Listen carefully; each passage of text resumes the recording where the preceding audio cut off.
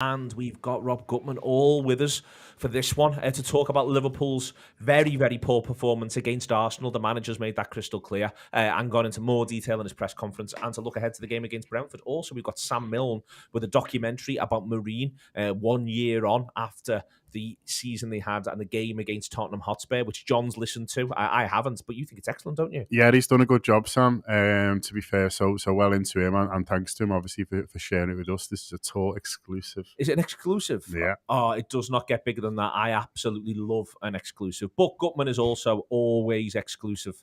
That's the way in which he goes into all of his relationships, and we've got him with us now. And Rob, it was a frustrating night watching Liverpool last night. It's an easy thing to say. You feel as though they would have been more likely to get a result against 11 than they were against 10. But when they do go down to 10, they just allow themselves to have their own heads done in by an Arsenal side that just defended very, very deep and did so pretty well. Yeah, I mean, Klopp referenced the fact that it did not help us, that it became 10v11. And it makes me think two things. One, that he's partially right. Well, no, that he's right.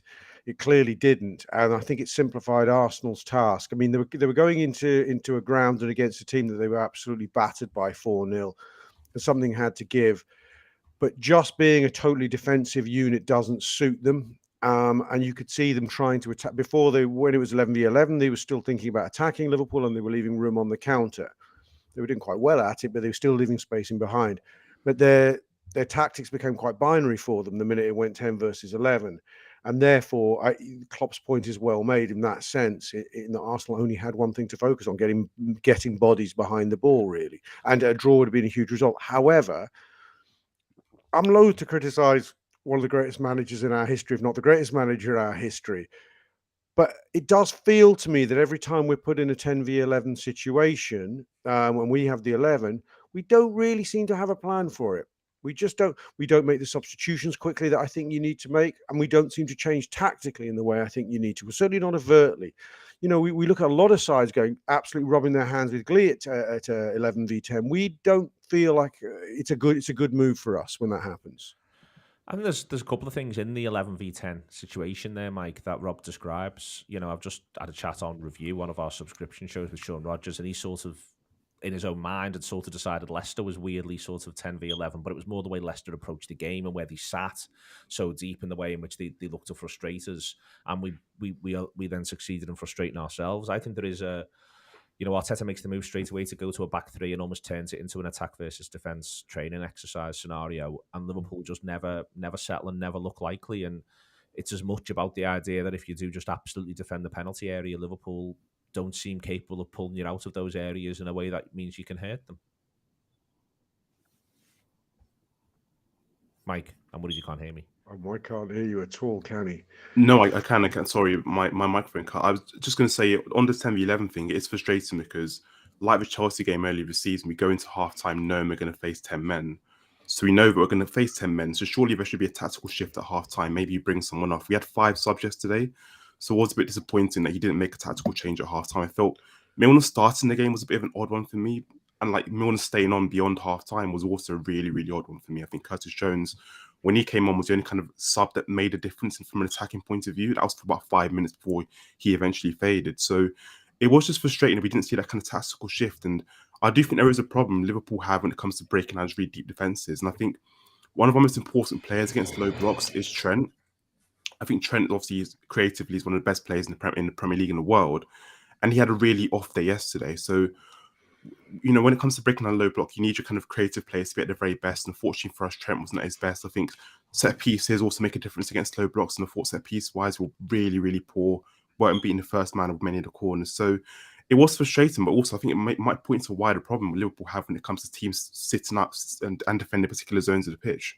Why do you think you started Milner, Mike? Because I think he was desperate to persevere with him as well for as long as possible. And I think this is all massively about managing minutes for some players through this run of games. And to me, I think, you know, because it's a semi-final and because it was at Anfield, in our heads, it was a massive game last night against Arsenal, and I think it still obviously is a big game for the manager. I'm not saying he doesn't want to win the game, but I still think he views the league fixtures as more important. And I think you got to see a little bit of that last night, where it was about getting rhythm for the league fixtures in one sense, but I do think he was looking to protect the legs of maybe a couple of the footballers for one reason or another over the course of the game.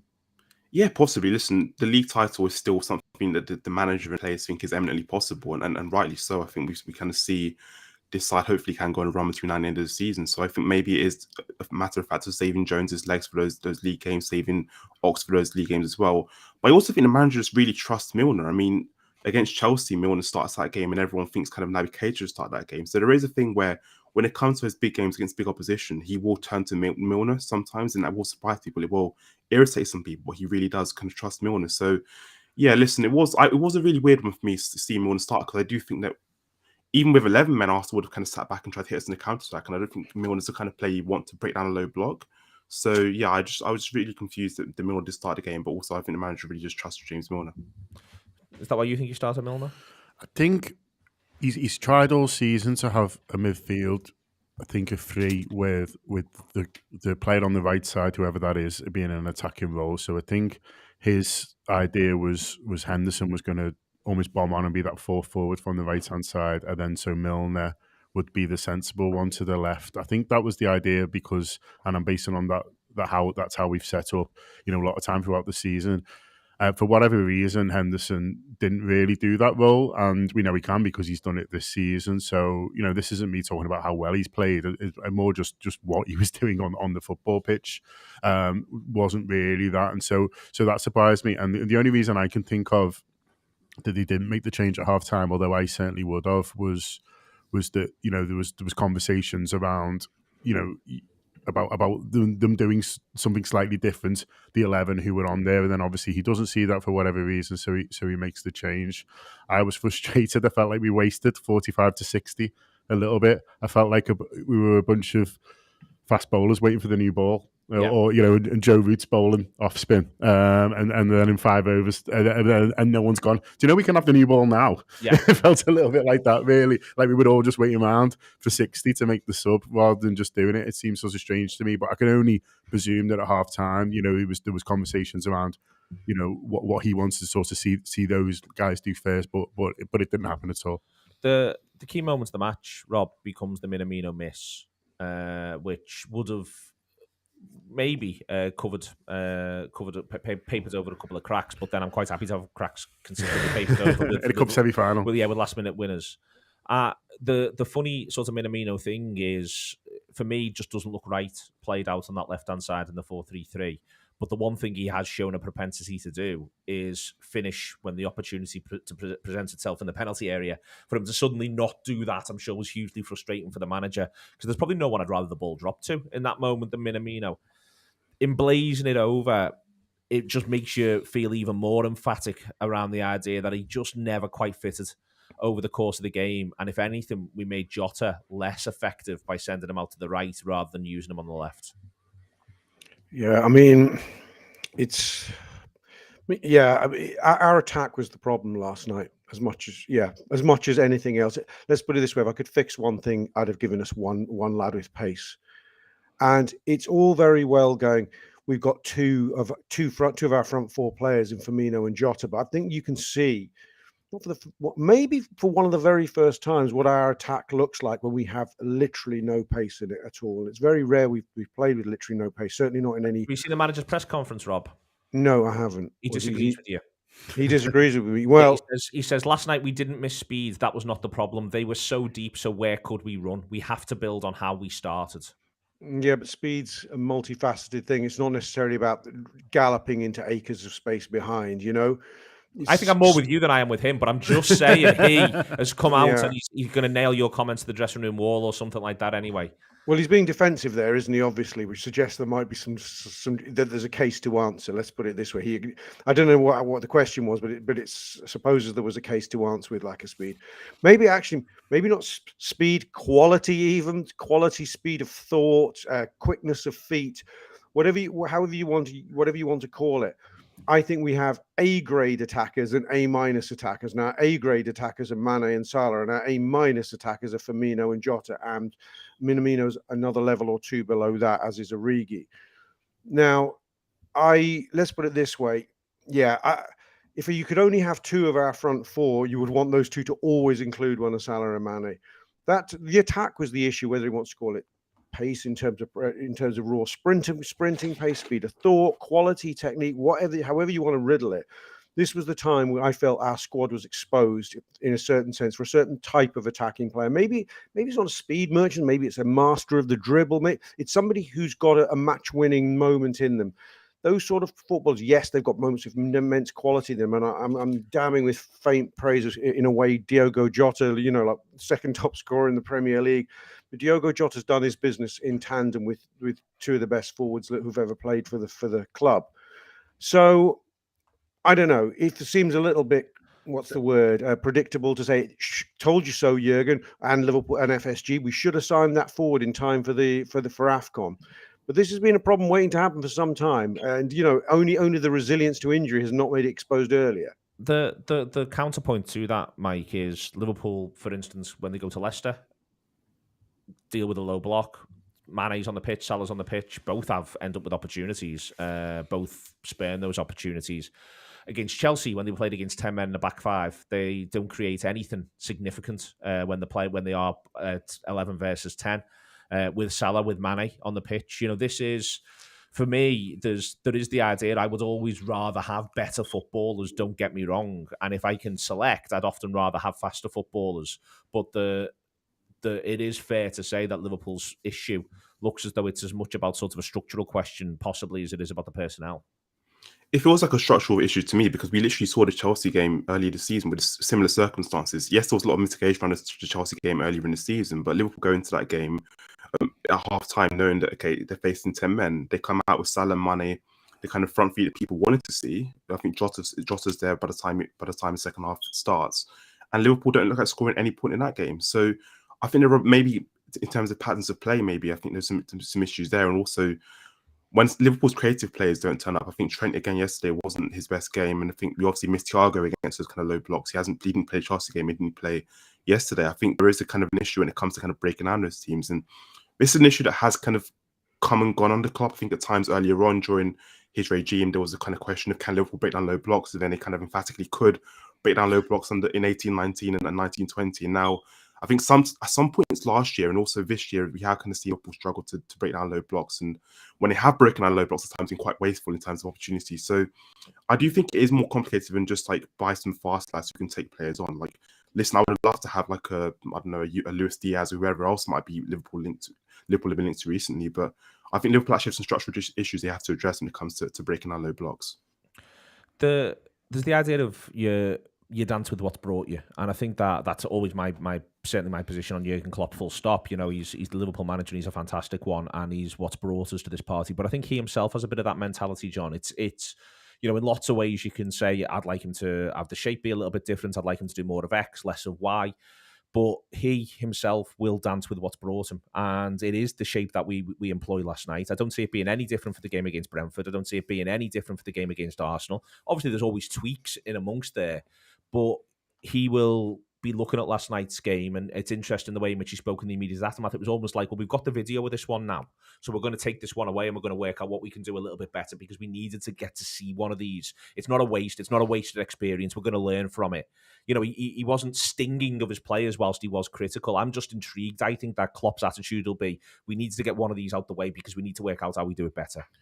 Yeah, quite possibly. And look, let's hope that on Sunday we see something markedly different because it will have to be more or less the same players. We're going to go on to talk about Sunday, obviously, in more depth. But I think, he's going to have available what he had on Thursday. And so we need to see, some combination of what we saw last night. Obviously, some of the players who came off the bench might end up starting, but the 11 players who start will have played some role last night, either starting or sort of on the bench, and so they need to find a way to manage the situation better. I don't think Brentford will necessarily sit like Arsenal did because obviously they'll start with 11 players, but also they're not sort of that really style. But we do still need better solutions to when we are attacking and they're defending and when they are sitting in and when they are looking to contain, because they didn't seemed to know what to do last night. There was so much passing around the box. We get it into a wide area, and then someone would think about crossing, but then put it back, and then it go back to the guy who hadn't crossed, and then he would sort of go in, and then we'd lose it.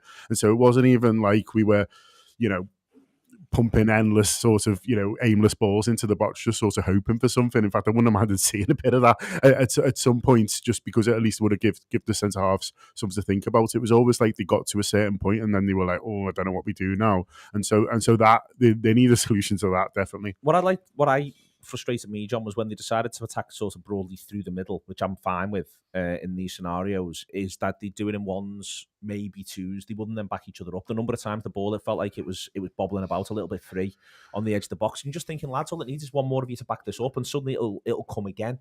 And there just wasn't any of that. And I think if that's going to be the way, and I'm fine with that being the way, if it's a bit of a sledgehammer approach, that's fine. But let's make sure we're all swinging the sledgehammer together rather than just watching one or two doing it and going, oh, that's quite interesting. Maybe that'll work in a minute. Yeah, I think that's fair. And I think we saw hardly any sort of combination play or anything last night. And when I saw the front three, you're thinking, well, it's not quick, but you think, well, they should enjoy playing with each other. You've got players like Jota, Firmino, Minamino in there as well, the skillful players, but they also enjoy other footballers. Yeah. And they seem to be playing as sort of free individuals, and it was like three sort of strangers who hadn't met, and I know they haven't played together loads, and so maybe I'm expecting too much, but I would have liked to have seen more moments where they went quite on each other's wavelength. Do you know what I mean? Yeah. More. Oh yes. Oh, you went that way. I went that. It was just like they were sort of uninterested in each other, which I found really odd. Second leg looms on the horizon, Rob. 0-0. Taking it there. Arsenal don't get an away goal, but it doesn't matter because there aren't away goals in the competition. But Liverpool don't get beat, and Alisson made an excellent save to ensure that remained the case. The other thing to point out is still this Liverpool side, even though at times that I'm seeing a lot of negative comments on the right-hand side there, this team's only been beaten twice in all comps all season. And arguably has very hard lines early in one of those two games. I think it's very much the architect of its own downfall against Leicester. But you end up in this scenario where Arsenal are going to have to do something that, as I say, only two other sides have managed to do so far this season, which is to get a win against Liverpool if they're not going to go through solely on penalties. How would you see it go in the second leg? I was thinking about this morning, and I was thinking if we weren't in this semi-final, we were out of the League Cup, so Arsenal weren't our business, but we had them in the league, say, this weekend, and with this side, and I hadn't seen last night's performance, I'll also caveat it, I'd have gone, I still expect us to go to the Emirates and win. Be tough, because they're a better side than they were. But this is a team we absolutely annihilated less than a month ago, 4-0, albeit we had two of our best players present. But even without them, I'd expect us to go to the Emirates and probably edge it on balance. Last night maybe changes our perceptions a bit, but I haven't changed my view that much. I think it'll suit us better to go and play them with that attack, with them needing to take the game to us. Don't get me wrong, they could hit a rich vein of form. They could attack us the way they attacked City so effectively a couple of weeks ago, and they could be that bit luckier, and we could find ourselves 2-0 down in half an hour, if things go against us. It's not impossible, because City could easily have done that, had that done to them. They were lucky that day. So I think we have to be wary of a quick Arsenal start, funnily enough. And I think once we bed in, though, there'll be space to play in behind them. I think we need to think about that. Hopefully there are lessons we can have learned last night. And the lessons would be, well, one was a lesson I don't think we'll have to learn is how to break down a low block, because I don't think we'll have to break down a low block. I think we can learn that we perhaps the Milner-Henderson-Fabinho combination isn't going to be ideal for what we need to achieve. The other lesson I think we need to learn is who should take the set pieces, because set pieces are invaluable in football. And last night was a masterclass in appalling set piece work by Liverpool. Literally one of the worst exhibitions of set piece taking I think I've ever seen in my 40 odd years of watching Liverpool Football Club. Quite stunning. And what was quite stunning was the way we kept banging our head against the wall and repeating the same mistake time and time again. I mean, Andy Robbo, I just don't know what he thinks he was doing with those corners, but that's a whole other show. It is funny though, because I think we exaggerate how bad we are at set pieces, but Mr. Rob Gutman has not exaggerated there. No, I've never. Everyone, I think as supporter base, not we sort of everyone every football fan thinks their team's rubbish at corners, don't they? But yeah, I mean they were diabolical last night. And the free kick, on the sending off. By the way, let's hear one for the free kick, boys. Fucking hell, that was a terrible free kick. There were other terrible free kicks as well. Mike, how do you think we'll get on at the Emirates? Yeah, I think the game will suit us actually because Arsenal won't defend their box for 90 minutes because they're going to be at home. Their fans are going to expect them to come out and attack. I think they'll be up for it. They're going to fancy the chances against us because they got a positive result at Anfield. I think 0-0 probably they would have taken that before balls kicked. So yeah, I think the game might suit us, and I actually just think we'll have too much for Arsenal. I think Arsenal has some injury problems as well. I think obviously Emile Smith-Rowe has been their best player this year. Is struggling with thigh injury. I think there are a few other players out with knocks. And I just think the game's going to suit us. I think we'll have too much for Arsenal. We're better side than Arsenal. And I think playing on a counter-attack with kind of Jota, Firmino, hopefully with a more positive kind of midfield setup as well, will hopefully get us a good result at the Emirates. Just on the comments, a couple coming in that are quite interesting. Amarjit Singh Bharti says, John, when playing against 10, you need to stretch the midfield. Our right back is walking around midfield, congesting the play doesn't help. The difference Nico makes when he came on, just hugging the touchline. There's an element of truth in that in terms of literally what plays out.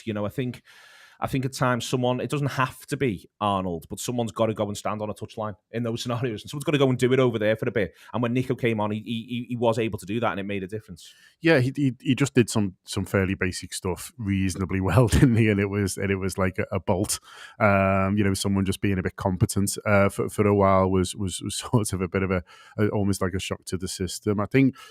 I just think Trent just didn't play very well, and I think we could talk about his position and stuff like that, and I accept that. And I think it is, it would have been nice if maybe he was a little bit wider because we haven't got the natural width that someone like Salah would pull out on that side and really sort of stretch the play from the forwards. But I think generally, the fullbacks were just wearing at the races, really, regardless of what they were or were trying to do. I think that a couple of other little bits in here. The one I'm just going to go on a personal level that I could not agree more with is Ant Dicko, who's saying, can some of our fans please stop shouting shoot when we get near the box? It's a joke. It is also a bit of a joke, but it's an emphatically shit one that is going to drive me mad. It is fair to say, John. Do not shoot under almost any of these fucking circumstances, please. And even if you are, don't tell everyone. Yeah. Do you know what I mean? The element of surprise, is ideal in those situations, I think. Our crowd could have done with getting up for the semi-final, by the way. We'd all, everyone looked like they'd just been woken up out of their beds. It was, low to criticise our entire fan base, and I was there. I can be as culpable as the next man, but fucking hell, that was not an atmosphere. We gave all those fools the chance to sing "This Is a Library" from start to fucking finish. Didn't enjoy that. Shot would have been nice though, Rob. Would have got everyone going, I reckon. Yeah. Shot in that. Everyone came alive when Minamino missed. I mean, fucking hell, like the Anfield was in full roar after Minamino missed. It was rocking for those 30 seconds, yeah. Yeah, no. Also, the way in which you can tell it's not a library, there's no books. Thank you very much indeed for this part, to John, to Mike, and to Rob. Sam Milne on Marine's adventure against Tottenham Hotspur is a belting little 11-12 minutes that you're going to get right now if you're listening to this as a podcast, John assures me. So here is Sam with that. And if you're not doing that, or if you're just going to scroll through it, you're going to get back very, very quickly to hear us build up to the game against Brentford and talk about the Jurgen Klopp press conference. Here we go. Here's Sam. And we're back with Rob, with Mike, and with John to work through the press conference where, I think he's been quite interested in the manager. As I said before, he was, Johnny's defensive on the idea of he says it was crystal clear. I'd be asked about Sadio and Mo after we didn't score last night. Praises Naby Keita, says that they didn't miss speed. That was not the problem. The 10 made a difference, but he talks Brentford up as well. Talks about using the experience of this one. No new real injuries, no new knocks. What does he do differently? Does he do anything differently for the game against Brentford? Does he have a problem? Does he decide he's got a problem to solve, a puzzle to solve, or do you think he thinks more of the same? He hasn't got huge amounts of options, as he, from what we gather from what he said about Divock Origi, is that Origi's more likely to have a part to play next Thursday than he is at the weekend. That's sort of what it looks like to me. So he's got the same group of players. I'd like him to see him make a change in midfield. I don't think it really works. So unless he can, instruct them slightly differently and sort of get more attacking impetus from the three of them, I think for me it'd be bringing in Chamberlain or Jones. I think it's interesting that Jones gets the nod earliest in this game, and then Chamberlain comes on a little bit after. I thought Jones generally looked a little bit better as well, although he I might think just Chamberlain might have had a bit of a knock because he doesn't get involved in the Shrewsbury game, if I remember rightly. possibly he might be sort of nursing something or have had a bit of illness or something like that. I don't know. I think I would go for Curtis Jones. I think it was noticeable that the lack of drive from midfield and obviously Joel Matip's having a go at it, isn't it, and doing his best. But you'd much rather it would, as a midfielder who you were back to sort of pick a pass in those situations, rather than Joel Matip, who feels more dangerous than I think he is in those situations, really. And so I think we can probably only do one change. I know I saw a couple of comments before, sort of, wanting more. I think it's a big shout to throw someone like Kay Gordon in, to be honest with you, in this situation. So I think he goes with it's probably just one change, and I think it's likely to be Jones for Milner. Mike, what do you think he does? Do you think he will stick with what he has? There's a comment there asking him to stop playing 4-3-3. I mean, I'd be surprised if he did that. I'll say it again. He dances with the one that brung him. This manager quite consistently. He's an innovative manager who's also quite small C conservative. He does what he thinks he knows and what he wants to stick with. Maybe you'll think otherwise. Maybe you think he might go for a change of shape. I can't see it. Do you think there'll be a change of personnel? Nor can I. I can see a change of personnel for sure. Again, I don't think we should go into that game with James Milner and Henderson in midfield. I think we probably need a bit more ingenuity in midfield, and I think Jones would be kind of the perfect option. I think Jones and Neco Williams are the two subs that kind of make a positive difference from an attacking point of view, partly because, as you mentioned earlier, Neco Williams kind of hugs touchline, does some good, he puts in a few good balls, and I think Jones just kind of creates chaos sometimes. He takes shots on, which can kind of lead to second balls. He's always trying to do something positive on the ball in the kind of final third, so I think he would help. I do have an issue with the front three just because I don't like Jota on the right-hand side. I've not liked Jota on the right-hand side when he's played 4-2-3-1. He's played out of there. I've not liked him on the right-hand side when he's played there. When he's played there within games where we've kind of shifted the front three a bit and he's played on the right for about 5 minutes, I've never liked him on there. Yeah, I think Jota's best position actually is on the left-hand side. I think against Manchester United, he was really, really good on the left-hand side. He played some of his best football, kind of combination play on the left-hand side. I just wonder what we could do to kind of get Jota on the left-hand side, Firmino kind of as a false line, and maybe shift Minamino out there. I really don't know, but I guess the big tacky Minamino question is, what is his best position? I don't think he looks good on the left. He's never really looked convinced as a false line. He's never doesn't really fit the shape. I don't think, Mike. He just doesn't fit the shape anywhere. He doesn't, and I just think maybe shift him out right and see how he does out there. But I'm really not convinced that putting Jota out on the right hand side in the absence of kind of Mane and Salah, who are two kind of big goal scorers, putting your main goal scoring threat in their absence on the right hand side, the position doesn't really suit him. Doesn't really sit right with me. So I wonder if there's a shift in front three that he could kind of implement ahead of the Brentford game.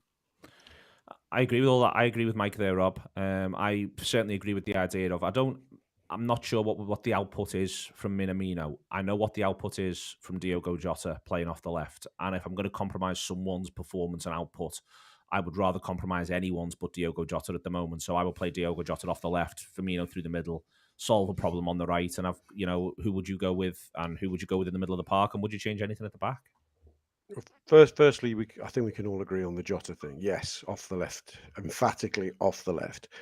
At the back, I don't know. Maybe for freshness' sake, and because he deserves it, there's a case for alternating Tsimikas and Andy Robbo. Although he may want to play Andy Robbo back into form, so not sure he will. I don't think he would drop Andy Robbo, but it would be a shout. I think the 4-4-2 diamond call is not the worst idea in the world. There's a fine line between a 4-4-2 diamond and a 4-3-3, by the way. But in a 4-4-2 diamond, with the sort of personnel, 4-4-2 diamond would be the best way of getting the best out of Minamino for me at the moment, because I would play Minamino at the head of the diamond as a 10. Now, Minamino's best work, the best Minamino performance I've ever seen was when he played against Liverpool at Anfield for Salzburg, and he played as a 10. So at the head of the diamond, I like him there. It gives you a chance to let Jota left, Firmino normally right, but they're both quite narrow. That's the way. If you wanted to, I think if you want to get something out of Minamino, I'd be inclined to do that. But I think I've got a sneaky feeling. I think that Nico's cameo was instructive, and I just have this wonder. This is a mad shout. Could he go Nico wide right, Jota left, Firmino in the middle? Give ourselves a bit of pace, and something different. I also think in midfield, obviously it's Fabinho. I think, and I think it's obvious Milner will not start that one, and Curtis Jones would be the first midfield change I'd make by a mile, because I think he's been impressive his last two games, and quietly I think he may be one of our best midfielders. We've got short memories. He was playing sensationally well before he had an injury with England, and then an eye injury, and then COVID. He has had a run of luck, but he was beginning to purr beforehand. I mean, I'm thinking most of his Porto performance, but I think Curtis Jones, we're beginning to underrate as a supporter base. But anyway, so he'd come in. There is a part of me that also thinks midfield Klopp could go a bit wilder than we think, and just settle Fab at the base and have Curtis and Alex Oxlade-Chamberlain as dual number 8s. And that could work in a diamond system or in a 4-3-3. So I have no answers, but I've got lots of potential solutions. I'm not averse to seeing Nico out wide right, John, for a period of time to see if that just sort of creates a little bit of space. I think also within there, I feel the way the manager manages the team, he wouldn't be again averse to making that sort of sub where he ends up with Jones and Chamberlain on together on 60. I don't quite see him doing both, but if I saw a team sheet with both on, I'd go, okay, let's have a look at this, because we know what Brentford are going to try and do. Yeah, I thought Rob was going to go Trent from 3 for a minute there. Oh, that was saucy. I did too. So my Trent from 3 issue is that I'm solely into it if he plays off the left. And my issue with a lot of these lads is, God, they all want to fucking play off the left, don't they, these pricks? Yeah, not one of them wants to play off the right. Just doesn't solve our play off the right situation. Okay, we'll park that for now. To answer your actual question, yeah, I'd be surprised if he puts both Curtis Jones and Ox in, although, he has played Jones a little bit deeper on times and asked him to be a little bit more genie, if that's a verb we're all happy with on occasions as well. But I just think if you're going to start Jones, I think you're looking to unleash him really with sort of the current situation. And so I think it will be probably Henderson and Fabinho who end up keeping the shirt, and one or other. I think it's most likely Jones. Last thing is, Mike, Brentford doing all right. They got a 3-3 against us earlier in the season. It shouldn't have ended that way. But, the worthy of respect, they're in the division on merit. They're likely to be in the division on merit next season as well, looking at the league table at the moment. I don't think it's an absolute walk in the park for them the second half of the season, but I think Anfield may well have to be patient. Brentford don't give away many soft chances. Yeah, I think against Man City, actually, the most recent example we have of them in the big game, they actually frustrated City at times. City end up scoring a goal and end up settling for that one goal and kind of leave it at that.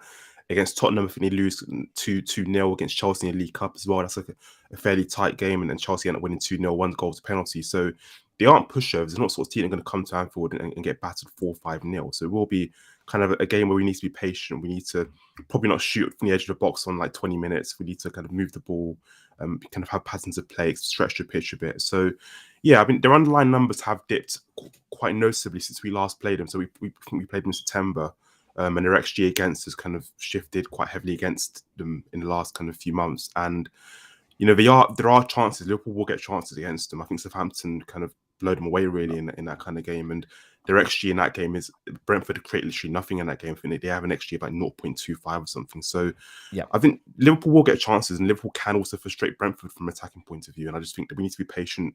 It's going to be a game where Anfield, hopefully doesn't get too moany in the ground on Sunday. And hopefully you can kind of push the boys on and get a good win. They get walloped by Southampton, John, and this is where, for all the chat around whether or not Liverpool are missing player X, player Y, or player Z, I'm not going to have much sympathy for it if Liverpool don't get all 3 points. The side Liverpool put out will be a markedly better one, and will be one that is of greater value in terms of both transfer market and wages than the one that Southampton puts out, and certainly the one that Brentford puts out. There's no hiding places here. These lads, they've got to find a way home against Brentford. That's their jobs. I like Brentford, but as I say, Southampton have just done them 4-1. There's no excuse. Yeah, I think that is fair, and it's good to make that comparison, because we can talk now about Minamino. Is he good enough? Well, Southampton would take him, and we know that because they played him a lot last season. And so if Southampton win a situation where they could have played Minamino, against in that Brentford game, they would have done, certainly with injuries that they've got as well. And so we do need to sort of keep that perspective about ourselves, really, that our squad players, we might talk some of them down, and we might talk about balance and combinations and stuff like that, but they've still been chosen at some point to play for Liverpool. They've still been either signed or developed here and a part of our first team squad. And so, any squad that we're able to put out, within reason, should be good enough to beat a team like Brentford at home, no matter how well they're doing and how much they've impressed everyone with their sort of application this season. So I'm going in confidence. I feel like that they've, the team and the manager are good at solving problems, and they've got quite a few problems, and we saw plenty of problems on Thursday, but with a couple of days to work them out, I'm hoping to see much better. No hiding places, Rob. Time to do the business. There's a league to be challenged for at the very least, if not actually still won. Yes, but I think it's a little bit of a time for digging deep. Firstly, Yeah, the proverbial 1-0 would secured in the last 5 minutes we all take now, but I'd also take 1-0 secured with a goal on 25 that we just hang on for, quite frankly. As City did. We aren't in a rich vein of form. We're coming out of a period where players have had illnesses, and we never know how that can affect their form going forward. We are missing our 2 best attacking players. So we're fortunate in a sense to be facing a team who were 4-1 goals worse than a poor Southampton side. We're very fortunate to be facing Brentford this weekend. I think anyone who's licking their lips at a 3 or 4-0 and expects a showpiece attacking display is maybe in for a bit of an awakening. Any kind of victory would be vitally and gratefully received. Excellent stuff. Thank you very much to Sam for providing the marine insight in the insert, Andy for producing, and to Rob, to Mike, and to John. This has been your tour live this week. If you don't subscribe to the Anfield Wrap, please download the app, use the free tokens, have a little look at what's around that you can listen to before, after Brentford, before, after Arsenal second leg. Liverpool were in a position where they had a run of 4 games. They could afford to draw one of them and win 3. They have used their draw cheaply, as far as I'm concerned. But it means this: 3 wins on the bounce, please, Reds. No excuses, no hiding places.